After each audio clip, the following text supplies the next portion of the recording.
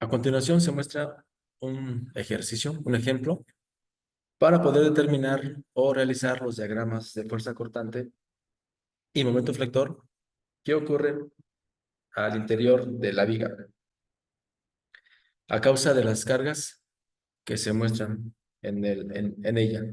Tenemos una carga de 15 toneladas, es una carga puntual, y tenemos una carga distribuida de 6 toneladas por metro en una longitud de 3 metros. También la viga se encuentra apoyada en dos soportes, un soporte articulado en el punto A y un soporte de rodillo en el punto B. Para poder realizar los diagramas de fuerza cortante y momento flector, es necesario e importante poder determinar las reacciones que existen en los soportes. Como sabemos, en un soporte articulado se encuentran dos tipos de reacciones. Una reacción que es perpendicular a la superficie de apoyo y una reacción horizontal. En este caso, es paralela a la longitud de la viga. Entonces, como no existen cargas laterales en la viga, por lo tanto, la reacción que tenemos sobre en el eje X es equivalente a cero. Y el siguiente paso es analizar y revisar las reacciones que existen en el eje vertical, RAY, y la reacción en el otro soporte de rodillo, que es, le vamos a poner RBY. Previamente se han calculado las reacciones en los soportes, por lo que la magnitud para la reacción RY es equivalente a 20, perdón, es equivalente a 13 toneladas, y para la reacción RBY es equivalente a 20 toneladas. Entonces, esas son las magnitudes para las reacciones en los soportes. Como una comprobación, se deja como una actividad de aprendizaje poder definir o determinar las reacciones en los soportes para su comprobación. Entonces, una vez que tenemos ya las reacciones definidas en los soportes, el siguiente paso para poder dibujar los diagramas de fuerza cortante y de momento flector es trazar unos ejes verticales a cada una de las cargas que se encuentran en la viga. Por ejemplo, al inicio de la viga, pues tenemos una reacción, y entonces aquí vamos a representar un eje vertical para, para esa reacción en la viga.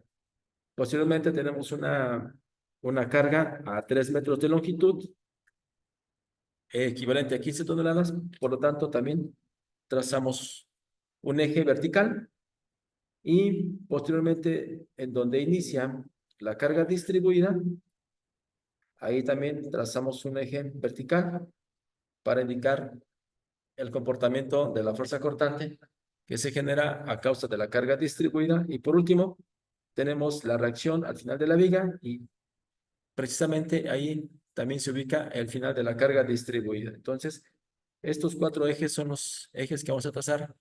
Son importantes para poder definir la magnitud de la fuerza cortante eh, que existe en la viga.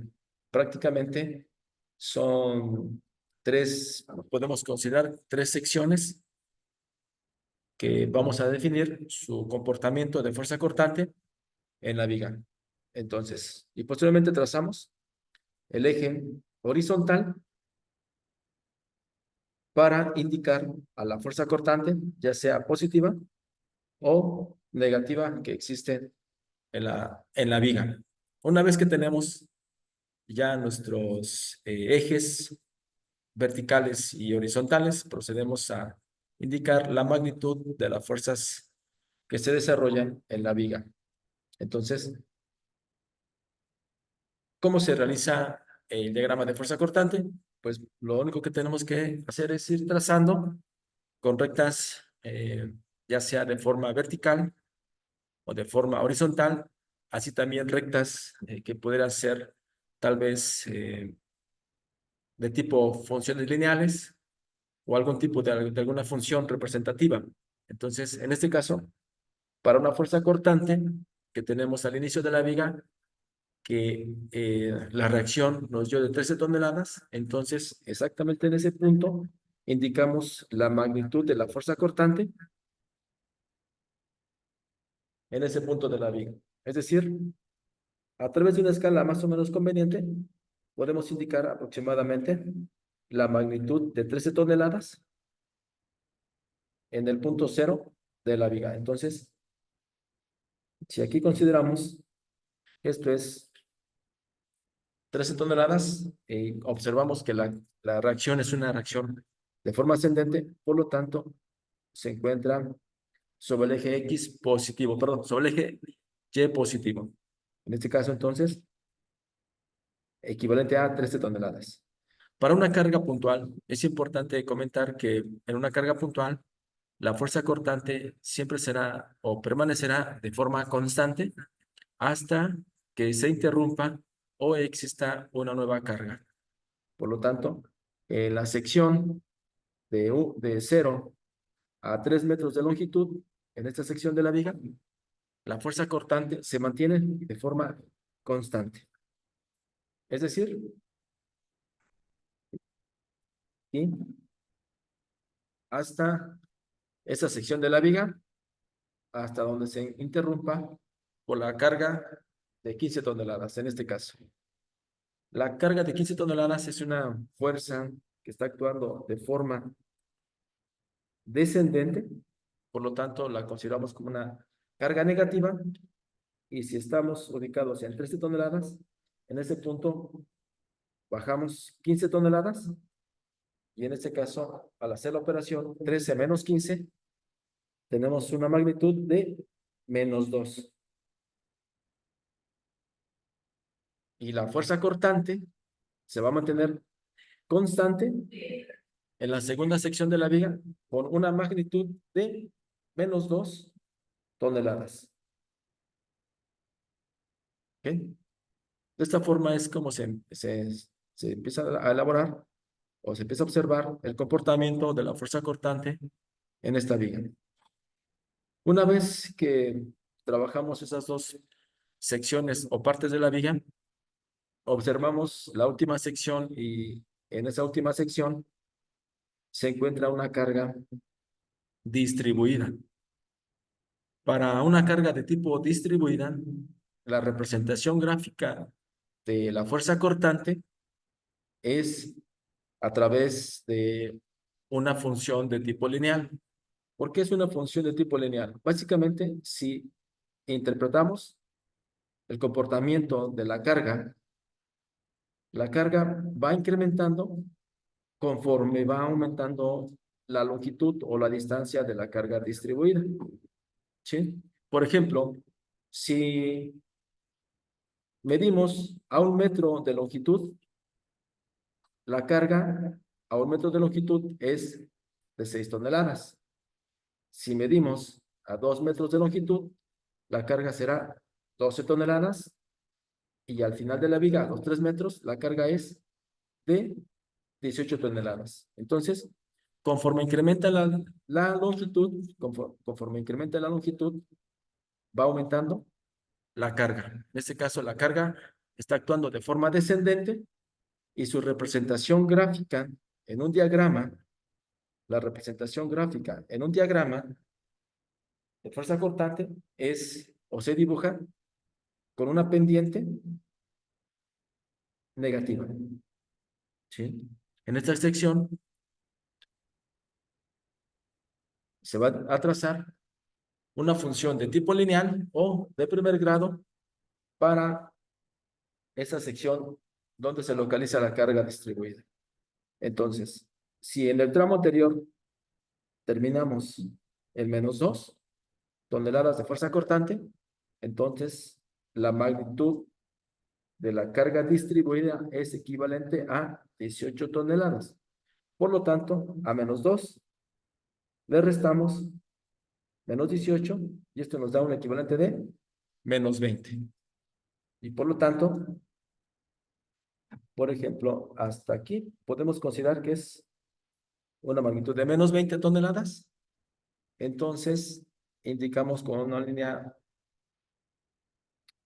recta, pero con pendiente negativa, uniendo los dos puntos, desde -2 hasta -20. Y ese es el comportamiento de la fuerza cortante en ese tramo de la viga. Y por último, para cerrar eh, nuestra fuerza cortante, al final de la viga tenemos una reacción equivalente a 20 toneladas. En este caso, esas 20 toneladas es una fuerza ascendente y por lo tanto aquí al final de la viga le sumamos de -20, sumamos 20 y cerramos hasta 0. ¿Ok? Si estamos trabajando vigas isostáticas, entonces la sumatoria de las fuerzas que existen en el eje vertical Y es equivalente a 0. Si iniciamos o partimos de 0, cerramos el ciclo hasta 0. Y es así como se elaboró el diagrama de fuerza cortante para esta viga. Ahora bien, para poder trabajar el diagrama de momento flector, es el siguiente paso. El diagrama de momento flector, básicamente estaremos trabajando con las áreas que se desarrollaron en la fuerza cortante de nuestro diagrama. Es decir, las áreas que vamos a contabilizar son área 1, en este caso se encuentra del lado de los positivos, el área número 2, que se encuentra como negativa, y el área número 3, que también es un área negativa. En este caso, entonces, si sabemos que para el momento es igual a la integral de la fuerza cortante respecto a una distancia, esto es equivalente entonces a la suma de todas las áreas que componen a la fuerza cortante.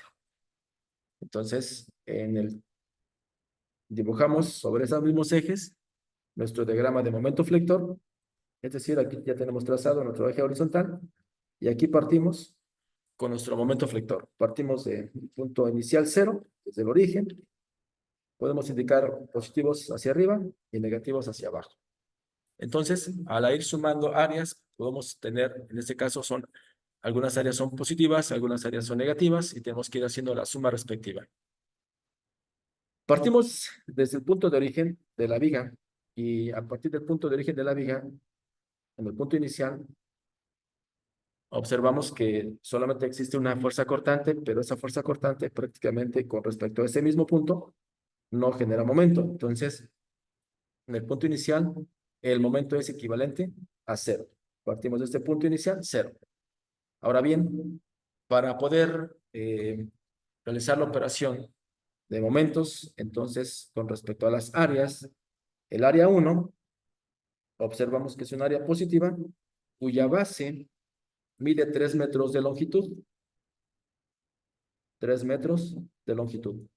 A una altura de 13 toneladas. Entonces, el área de ese rectángulo básicamente es base por altura y por lo tanto multiplicamos la base 3 por 13 es un equivalente a 39 toneladas por metro. Y ese es prácticamente es el momento, la magnitud del momento para esa sección de la viga. En este caso, también debemos de comprender que para poder trabajar el momento o el diagrama de momento flector, debemos de conocer que gráficamente el momento, cuando tenemos fuerzas cortantes, el momento se va a dibujar a través de una función de tipo lineal. Es decir, para cargas puntuales,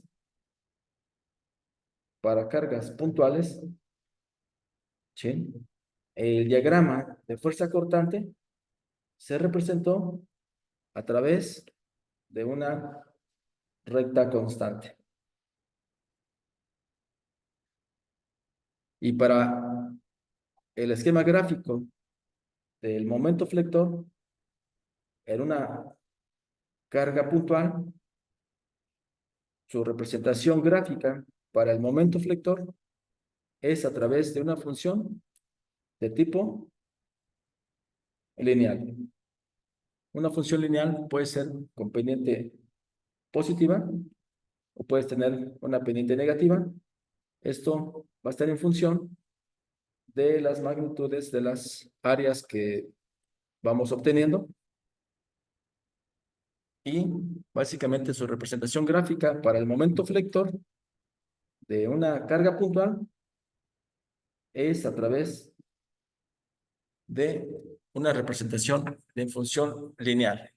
Por lo tanto, la primera área, como es una carga puntual, lo que está actuando en esa sección, el momento flector máximo que nos dio hasta los 3 metros es de 39 toneladas metro. Partimos de cero hasta 39 toneladas metro. Por lo tanto, aquí podemos suponer, por ejemplo, aquí tenemos indicado, por ejemplo, hasta aquí, aproximadamente tendríamos los 39 toneladas por metro y unimos los dos puntos a través de una función de tipo lineal.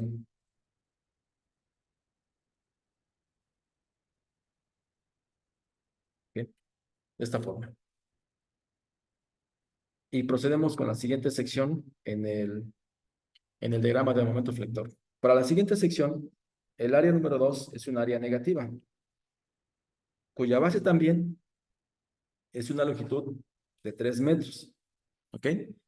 Y la altura que representa a esa sección de área negativa, esta sección de área negativa, su altura es un área negativa cuya altura es igual a 2. Entonces multiplicamos la base 3 por 2, es equivalente a menos 6 toneladas por metro.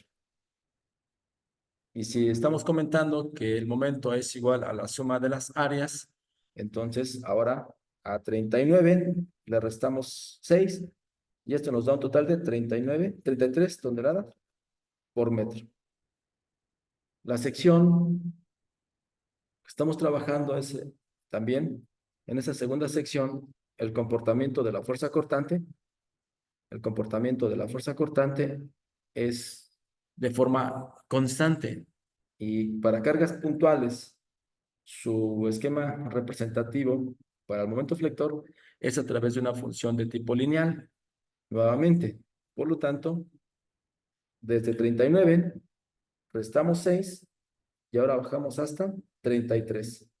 Aproximadamente aquí serán los 33. Y trazamos y unimos los dos puntos